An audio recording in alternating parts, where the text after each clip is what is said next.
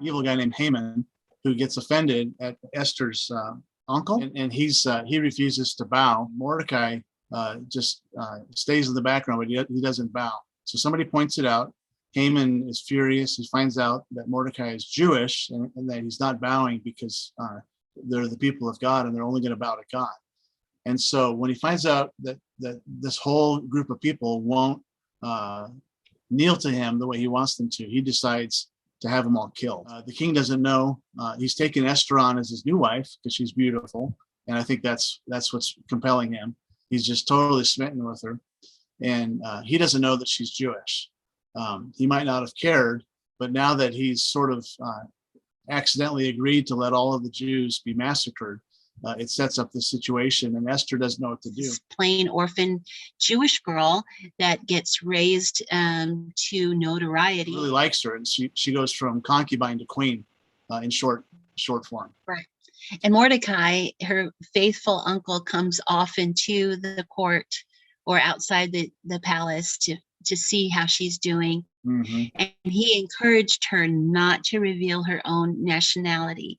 He knows that is a dangerous place for her to be, and because she has confidence in her uncle, she keeps silent. I love this scripture in Esther 4:14 through 16. Let me just read it to you. For if you remain silent at this time, relief and deliverance for the Jews will arise from another place, but you and your father's family will perish. And who knows but that you have come to royal position for such a time as this. Then Esther sent this reply to Mordecai. Go, gather together all the Jews who are in Susa and fast for me. Do not eat or drink for 3 days, night or day. I and my maids will fast as you do. When this is done, I will go to the king, even though it is against the law. And if I perish, I perish. And fasting to me is it's such a anomaly. It is a spiritual discipline. We don't really know what kind of fast it was, but we do know the purpose was the feeling that there's nothing else that could be done. Yeah, they're humbling themselves so that they might feel and know the power of God in rescuing them. It is weird. I agree that giving up food for a while somehow moves the hand of God, and and I like the way you're putting it. It's embracing weakness, exactly. Acknowledging that you can't fix this, but God can, and so you're allowing yourself to be weaker because when you don't eat, you feel weak. Right. It's like a humbling of themselves.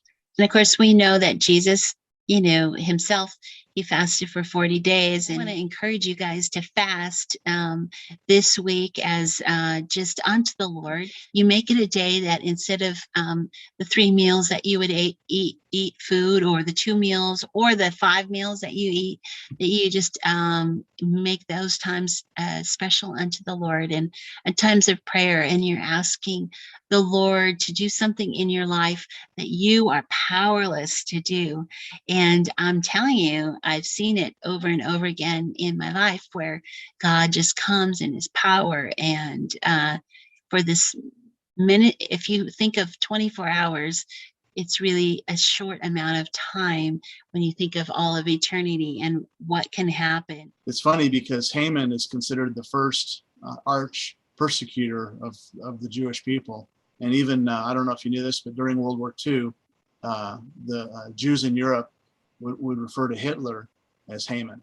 I think we're going to talk about the workforce and what it's like being a woman in the workforce, and what seems to be inequities and how you dealt with it. 35 years ago, you and I got married, and we committed our lives to serving the Lord and pursuing ministry. I don't know if you knew this, but we've been married 36 years as of June.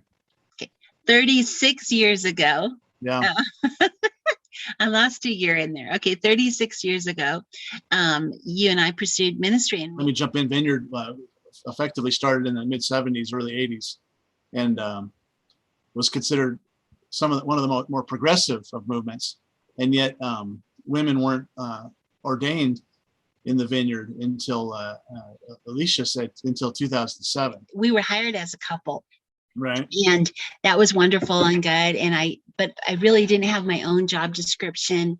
And we've learned so many things through these last 10 years.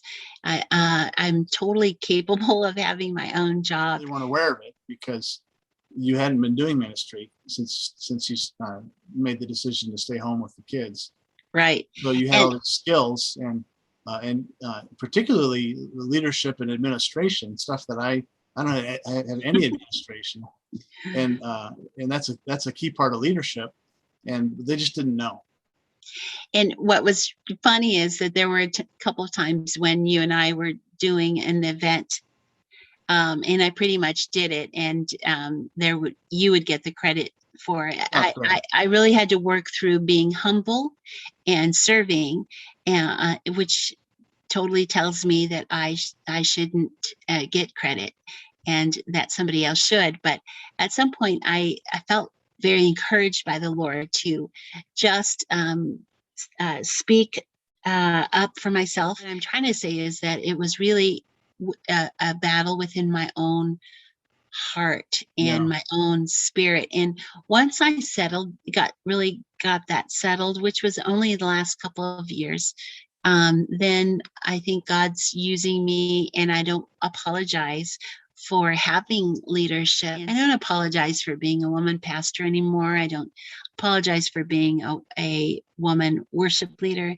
I don't apologize for having a call of God on my life, with you and apart from you, as my husband. Well, Jesus, when he talked about his mission and call, part of it was to set the captives free. And it seems like in many ways, women have been held captive by even church culture, maybe especially church culture.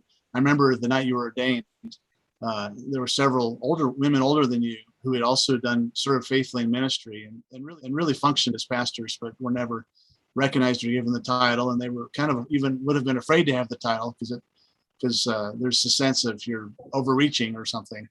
But I'll never forget them laying hands on you, and there was this sense of, you go for it, girls. For younger women who in the church may feel like they don't have the right to obey the call of God, only to a certain level. And so I think it's excellent, and I'm glad we get to do this together now.